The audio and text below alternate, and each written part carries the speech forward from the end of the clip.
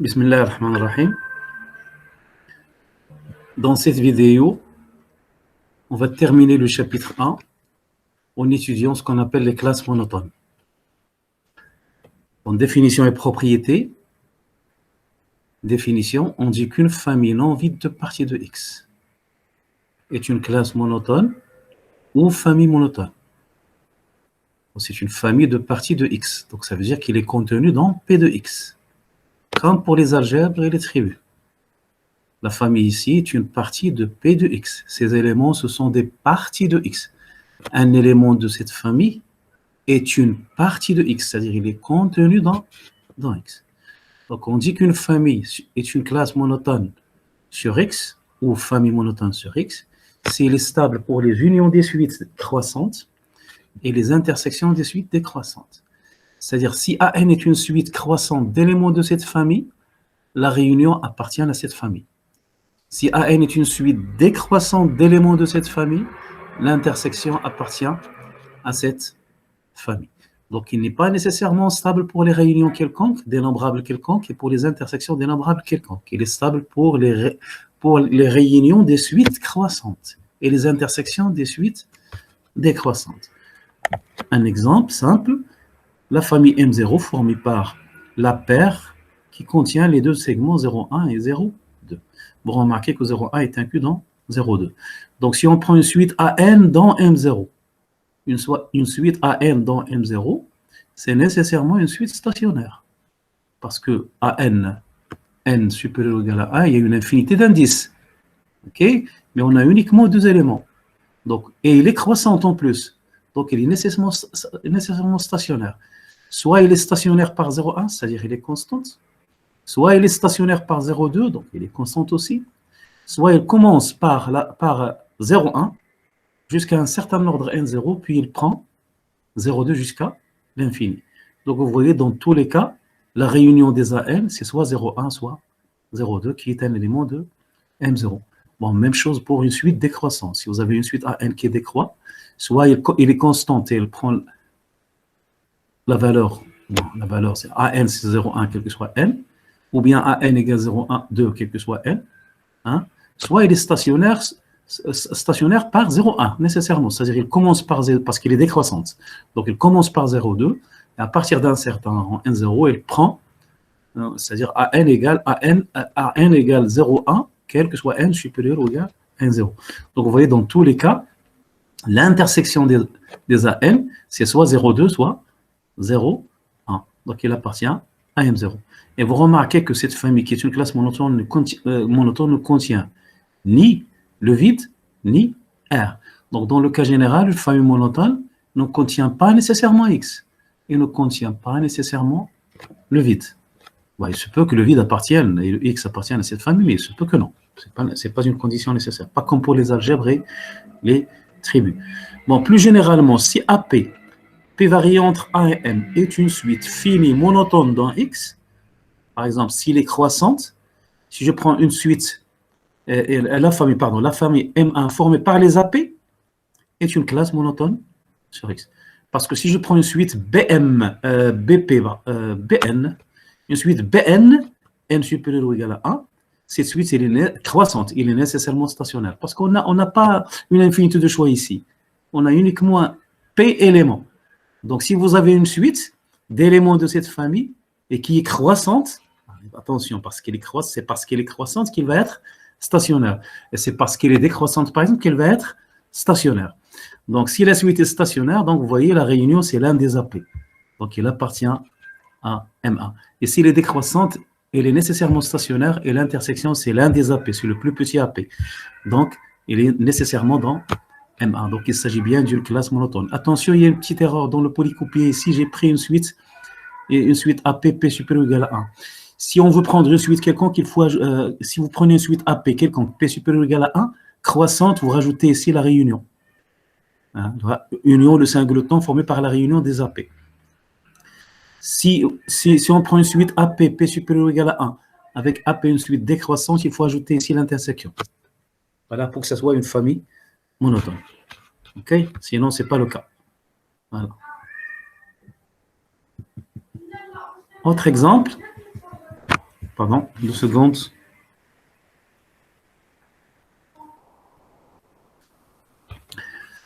La famille M2 des intervalles, de tous les intervalles de R, y compris l'ensemble vide et les singletons, bien sûr. Le singleton est un intervalle. Le singleton A, c'est l'intervalle AA. C'est le segment AA. Le vide, c'est l'intervalle ouvert AA, donc, y compris le vide et les singletons, pardon, ici. Alors, la famille des intervalles de R, tous les intervalles de R, est une classe monotone sur R. Bon, il est stable par union croissante et par intersection décroissante. Si IN est une suite croissante d'intervalles de R, la réunion est un intervalle. Il faut le justifier, bien sûr, en montrant que la réunion est convexe.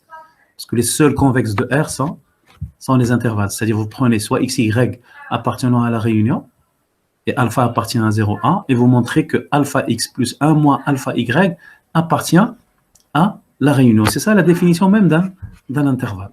Ok, bon, c'est pas difficile. Même chose pour l'intersection. Pour l'intersection, c'est plus simple. Ok. La famille M3 des parties de X qui sont au plus dénombrables. Hein? C'est une classe monotone aussi sur X. C'est une classe monotone sur X. Bon, pourquoi c'est une classe monotone? Parce que si vous prenez une suite croissante d'éléments M3, une suite AN, les AN sont au plus dénombrables, leur réunion est au plus dénombrable. Ok. Si vous prenez une suite décroissante d'éléments de M3, les AN sont au plus dénombrables, donc leur intersection est au plus dénombrable. Donc, il est clair que cette famille est stable pour les unions croissantes et pour les intersections décroissantes. Et vous remarquez ici que ce n'est pas une tribu. M2 aussi n'est pas une tribu. Donc, une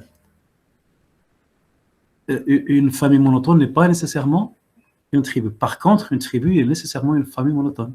Parce qu'une tribu est stable pour toutes les réunions dénombrables et pour toutes les intersections dénombrables, en particulier pour les réunions croissantes et pour les intersections décroissantes. Donc, une tribu, c'est une famille monotone, et une famille monotone n'est pas nécessairement une tribu. Une classe monotone sur X ne contient pas nécessairement le vide de X, on l'a déjà dit. Donc, comme justifié la famille M0 dans l'exemple 1, 4.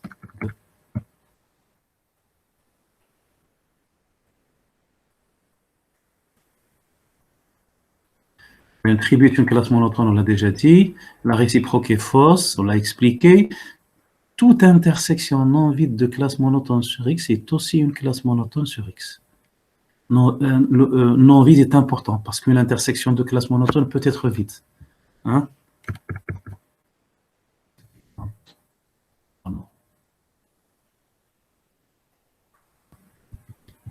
Si je prends cette famille monotone, 0, 1, 0, 2, et je prends par exemple une autre famille, M1, par exemple, formée par moins 1, 1, 3, moins 1, 1, moins 1 plus infini. Deux éléments. Moins 1 est contenu de moins 1 plus l'infini. C'est aussi une classe monotone. L'intersection, c'est l'ensemble vide. OK? Donc, l'intersection d'une famille de classes monotones peut être vide. Dans le cas où l'intersection n'est pas vide, il est automatiquement une classe monotone. Il vérifie facilement les deux stabilités ici. Il est stable pour les unions croissantes et pour les unions décroissantes. Ça, c'est pour toute intersection non vide, famille de classes monotones. Donc, toute intersection non vide de classe monotone sur X est aussi une classe monotone sur X. Soit A une algèbre, ça vous pouvez le vérifier chez vous, soit A une algèbre sur X, alors A est une classe monotone sur X si seulement si A est une tribu. Et, pour qu'une classe monotone soit une tribu, il suffit qu'il soit une algèbre. C'est-à-dire qu'il faut ajouter la stabilité par union finie et la stabilité par passage complémentaire à la stabilité pour les unions croissantes et la stabilité pour les intersections décroissantes. Donc, si A est une algèbre, alors A est une classe monotone si seulement si A est une tribu. Ça peut servir, c'est une propriété importante. OK? Bon, on l'utilisera dans la suite. Théorème des classes monotones. Avant d'énoncer ce théorème important, on va alors parler de ce qu'on appelle classe monotone engendrée par une famille. Comme on a parlé de tribu engendrée par une famille et d'algèbre engendrée par une famille. Donc, soit oméga une famille non vide de partie de X. Ça veut dire qu'oméga est inclus dans P de X. Bon, on appelle classe monotone sur X engendrée par oméga l'intersection de toutes les classes monotones sur X contenant oméga. Et on vient de voir que si si l'intersection d'une famille de classes monotones est non vide, c'est nécessairement une classe monotone. Et c'est le cas ici parce que toutes ces familles contiennent oméga. Et oméga est non vide. Donc l'intersection des familles, des classes monotones qui contiennent oméga, elle contient déjà oméga. Donc elle est automatiquement non vide. Donc c'est une classe monotone d'après la remarque précédente. Donc on appelle classe monotone sur X engendrée par oméga l'intersection de toutes les classes monotones sur X contenant oméga. Autrement dit, c'est la plus petite des classes monotones sur X qui contient oméga. On la note M indice X de oméga. Hein? Bien sûr, on peut omettre l'indice X lorsqu'il n'y a pas de risque de confusion possible. Si on travaille dans un seul espace, on peut supprimer le X ici, et on utilise uniquement la notation M de Y. Mais si on a deux espaces différents, X et Y, il faut préciser l'ensemble sur lequel vous travaillez, dans lequel vous travaillez. Voilà.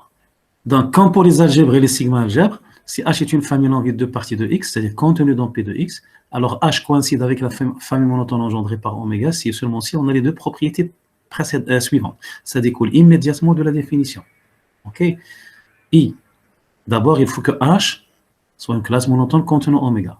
De plus, il faut que ce soit la plus petite, c'est-à-dire si N est une classe monotone sur X qui contient oméga, alors il contient nécessairement H. Comme on l'a vu pour les algèbres et les sigma-algèbres. Bon, c'est une remarque importante.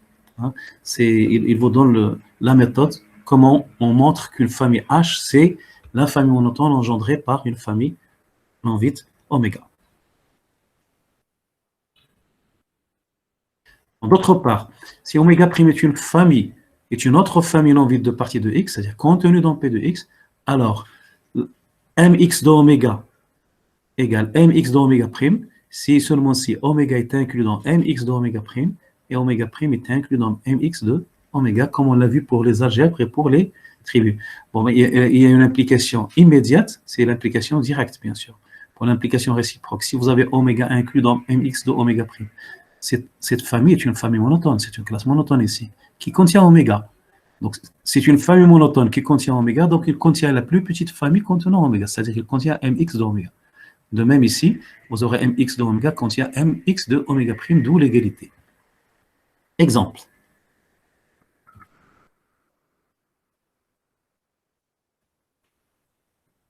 Voilà.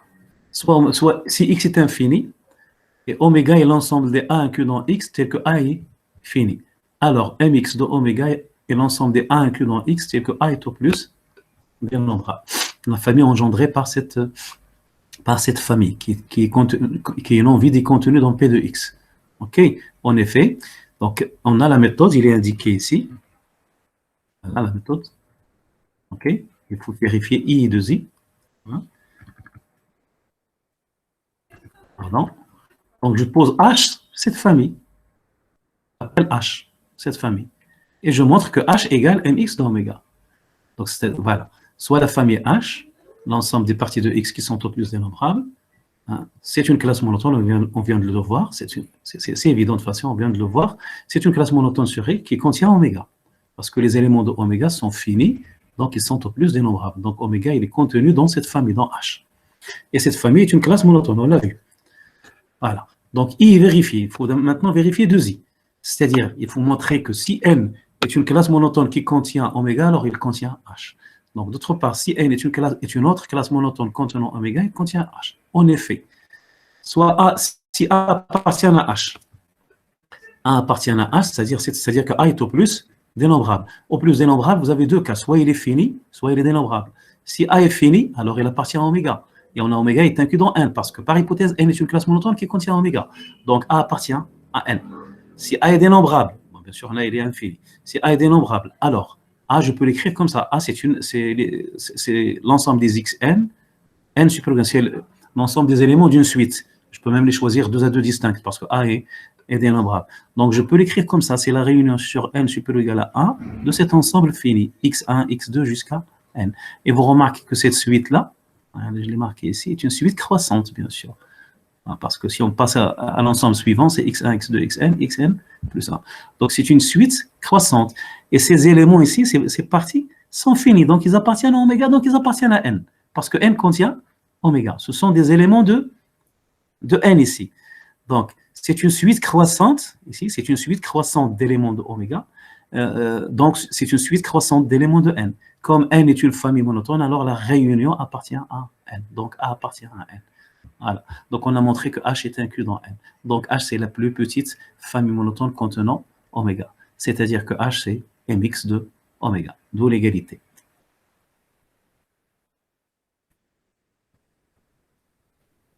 Donc, la remarque fait I de I.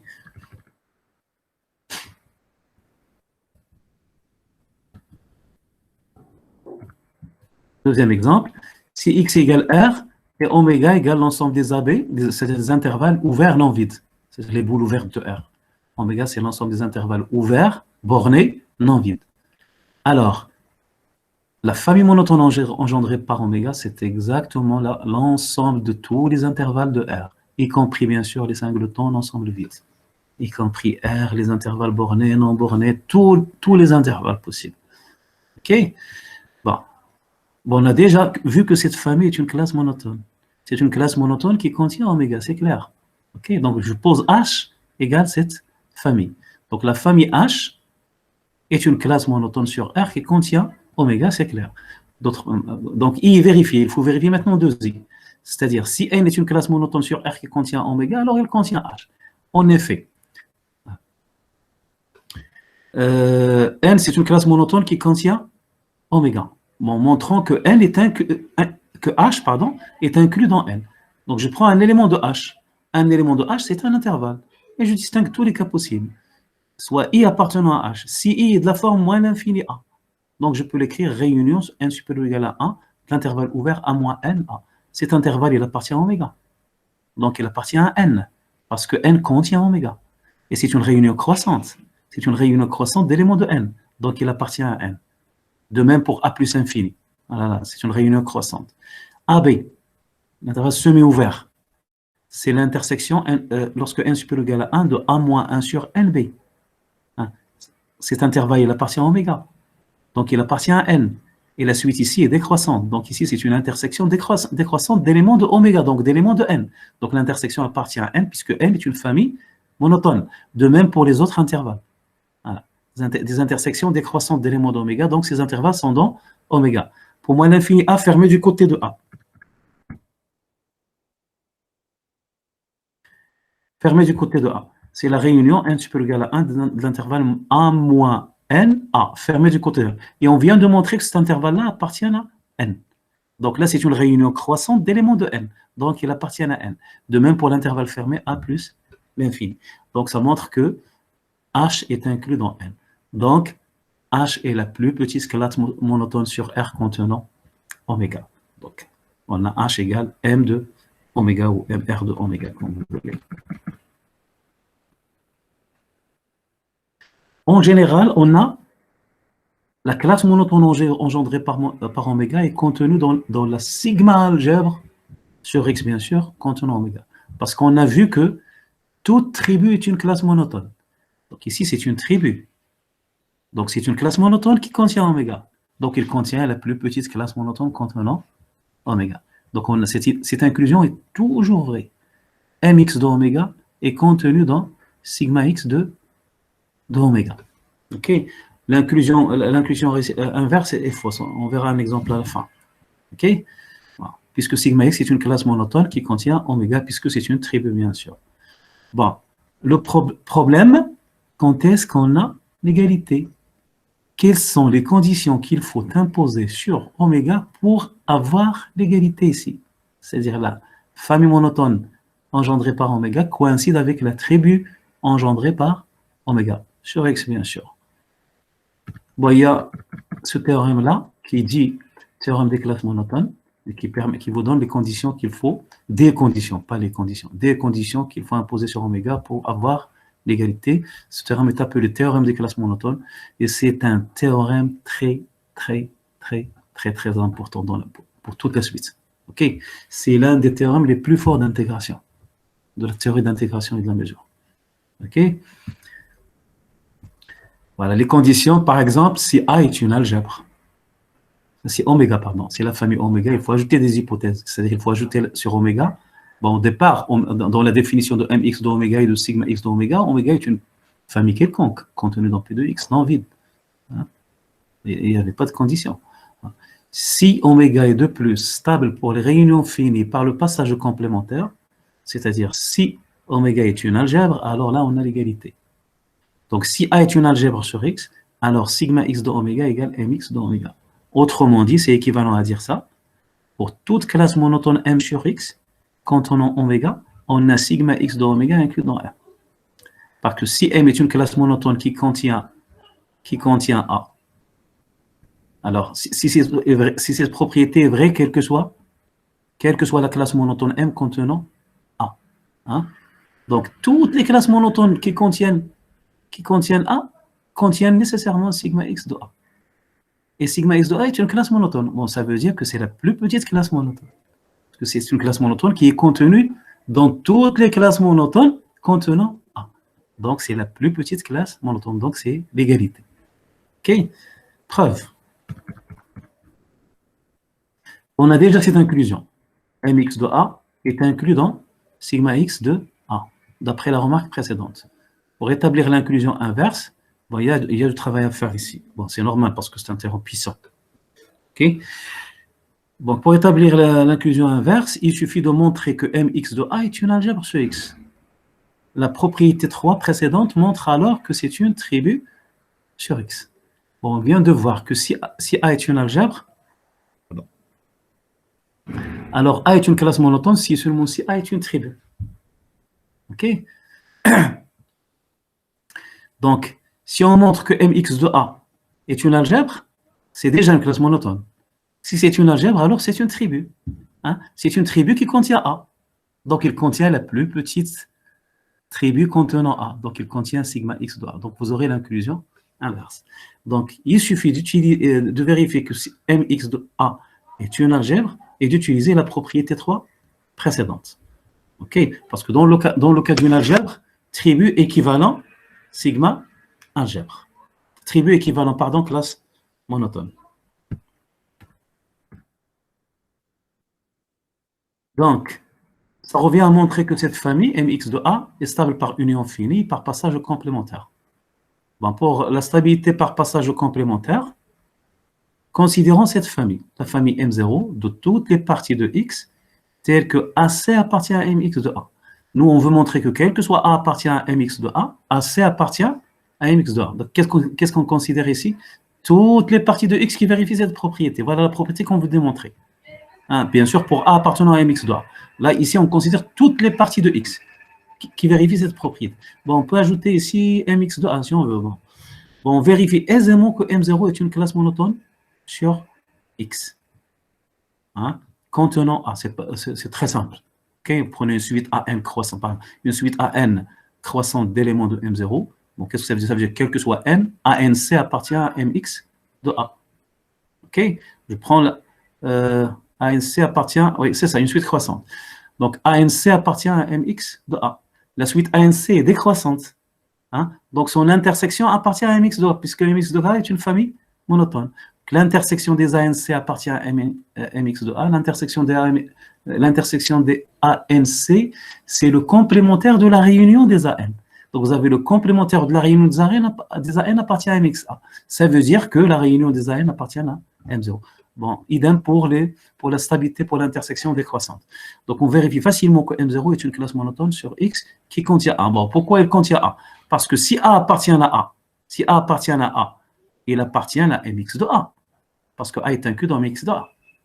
OK? Ou bien, si vous voulez, si A appartient à A, son complémentaire appartient à A, AC, parce que A est une algèbre.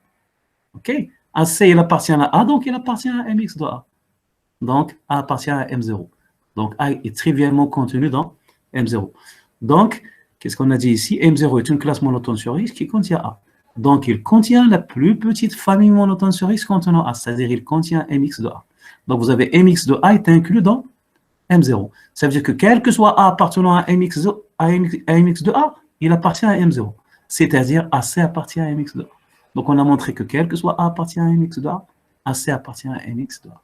Donc, on a justifié que MX de A est stable par passage au complémentaire. Bon, montrons maintenant que que mx de A est stable par union finie. Bon, on va faire un raisonnement similaire, mais en 2 étapes. OK?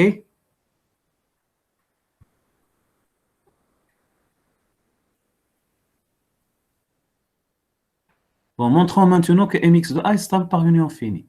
Considérons la famille. Qu'est-ce qu'on veut montrer ici? On veut montrer que quel que soit A et B appartenant à mx de A union B appartient à mx de A. OK? Quel que soit A, B appartient à mx de A union B appartient à mx de A.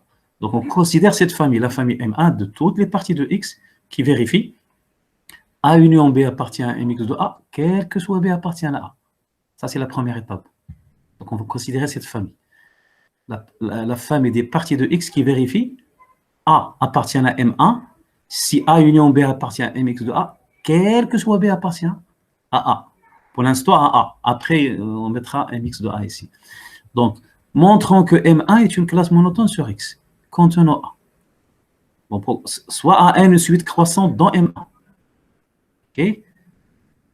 Ça veut dire que AN appartient à M1, quel que soit N, et la suite AN est croissante. Qu'est-ce que ça veut dire AN appartient à M1? AN appartient à M1, ça veut dire que AN union B appartient à MX de A, quel que soit B appartient à A. Donc vous avez, et ceci pour tout N. Donc quel que soit N supérieur ou égal à A, quel que soit B appartient à A, AN union B appartient à MX de A.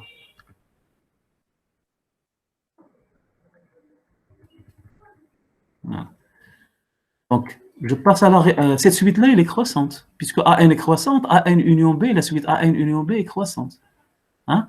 Donc, cette suite-là est une suite croissante d'éléments de MX de A, okay? Qui est une classe monotone. Donc, la réunion appartient à MX de A. Cette réunion-là appartient à MX de A. Or, cette réunion, c'est exactement ça.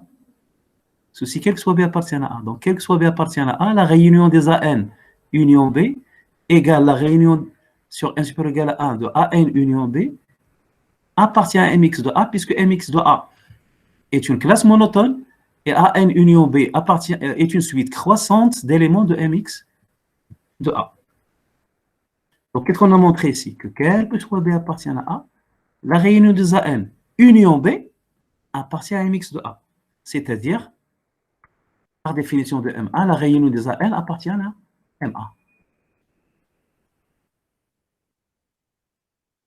Voilà, donc, on a montré que M1 est stable pour la réunion des suites croissantes.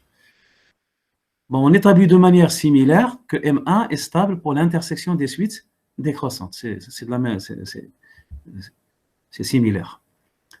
Bon, d'autre part, il est clair que M1 contient A, puisque A est une algèbre sur X. Revenons à la définition. Pourquoi il contient A? On revient à la définition de M1. Si A appartient à A, montrons qu'il appartient à MA. Donc, quel que soit B appartient à A union B, bon, A il est dans A et B il est dans A, et A est une algèbre, donc la réunion A union B appartient à A, donc il est dans MX de A. Donc, tout élément de l'algèbre A est appartient à MA. Par suite, l'algèbre A est inclus dans MA. Donc, qu'est-ce qu'on a montré ici? On a montré que MA est une classe monotone qui contient A.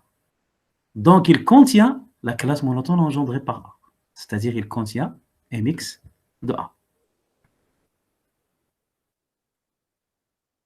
Donc, MA est une classe monotone sur X contenant A. Par suite, MX de A est inclus dans MA. Bon, qu'est-ce que ça veut dire MX de A est inclus dans MA? Ça veut dire que tout élément de cette classe monotone appartient à MA. Donc, si je prends un élément A appartenant à MX de A, quel que soit A appartenant à MX de A, il appartient à MA. Qu'est-ce que ça veut dire qu'il appartient à MA? Ça veut dire que quel que soit B appartient à A union B appartient à MX A. Donc, on a montré que quel que soit A appartient à MX de A, quel que soit B appartient à A union B appartient à MX de A. Voilà ce qu'on a obtenu. Donc, ceci entraîne que quel que soit A appartient à MX de A, quel que soit B appartient à A union B appartient à MX de A. Attention, on n'a pas encore montré que cette famille est stable par union finie. Parce que pour montrer qu'il est stable par union finie, il faut montrer quel que soit A et B, les deux dans MX de A. Bon, ça, c'est la première étape. On a d'abord montré quel que soit A appartient à MX de A, quel que soit B appartient à A, la réunion appartient à MX de A. Bon, il reste à montrer que quel que soit A appartient à MX de A, quel que soit B appartient à MX de A union B appartient à MX de A. On considère maintenant une nouvelle famille, la famille M2, de toutes les parties de X, telles que A union B appartient à Mx de A, quel que soit A appartient à Mx de A. On a changé ici. C'est l'ensemble de toutes les parties de X, telles que A union B appartient à Mx de A, quel que soit A appartient à Mx de A. Bon, on vérifie de manière similaire, de manière facile, que M2 est une classe monotone sur X. Il est stable pour la réunion des suites croissantes et pour l'intersection des suites décroissantes, c'est très simple. Okay. D'autre part, M2 contient A. Bon, pourquoi il contient A? Regarde, si A appartient à A, si A appartient à A, alors si B appartient à A, parce que vous avez un, si B appartient à A, alors quel que soit A appartient à Mx de A, A union B appartient à Mx de A, d'après un 2. D'après un 2, si l'un appartient à A et l'autre appartient à Mx de A, la réunion appartient à Mx de A. Donc si je prends B appartient à A, B appartient à A, et A appartient à Mx de A, la réunion appartient à Mx de A. Donc ça veut dire que l'algèbre A est contenue dans M2. Donc M2 est une classe monotone sur X qui contient, donc il contient Mx de A. Qu'est-ce que ça veut dire? Mx de A est inclus dans M2. Ça veut dire que quel que soit B appartient à Mx de A, il appartient à M2. Autrement dit, quel que soit B appartient à Mx de A, quel que soit A appartient à Mx de A, A union B appartient à Mx de A. C'est-à-dire on obtient exactement la stabilité pour la réunion finie. La stabilité de la famille Mx de A pour la réunion finie. Donc on a montré que Mx de A est une algèbre. Comme c'est une classe monotone, c'est donc une sigma algèbre. C'est une sigma algèbre qui contient A. Donc c'est une classe monotone ici. On a montré que c'est une sigma algèbre. C'est une sigma algèbre qui contient A. Donc il contient la plus petite sigma algèbre contenant A. C'est-à-dire il contient sigma x de A.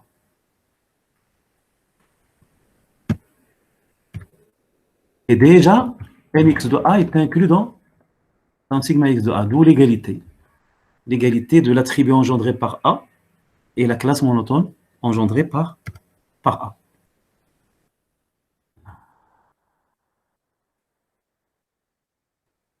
Remarque?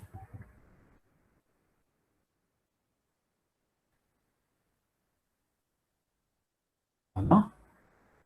Pour montrer que, voilà, c'est une remarque importante, parce qu'ici on vous donne comment on applique ce théorème important. Pour montrer que les éléments de l'attribut sur X engendrés par une algèbre vérifient une certaine propriété P, on montre souvent que la famille M, on considère souvent cette famille, la famille M, des éléments de sigma X de oméga, ou parfois même les parties de X, A inclus dans X, telles que A vérifie P.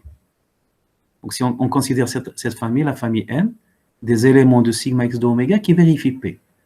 Bon, pour montrer que tous les éléments de sigma X d'oméga vérifient P, il faut montrer que M égale sigma X d'oméga. Qu'est-ce qu'on a dans M?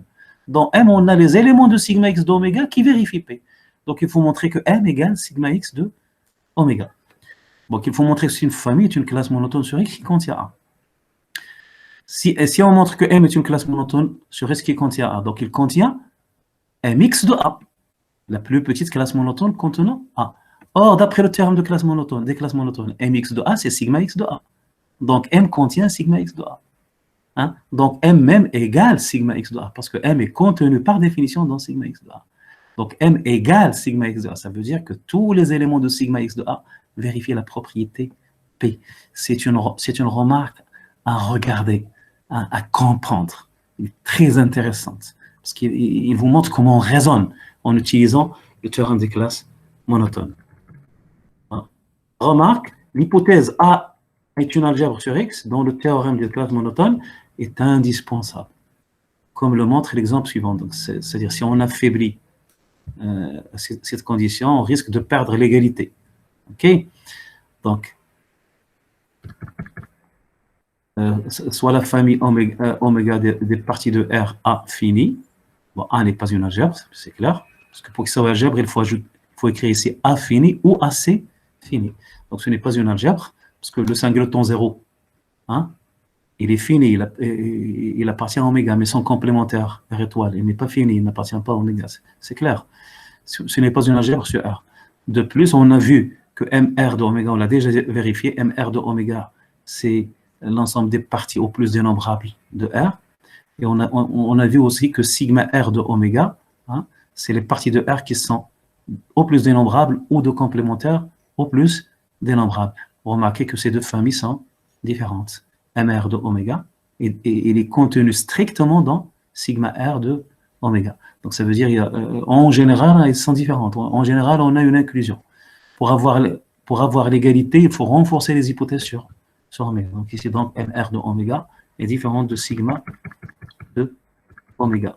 Voilà, merci de votre attention et à une autre vidéo, Inch'Allah. Salam alaikum.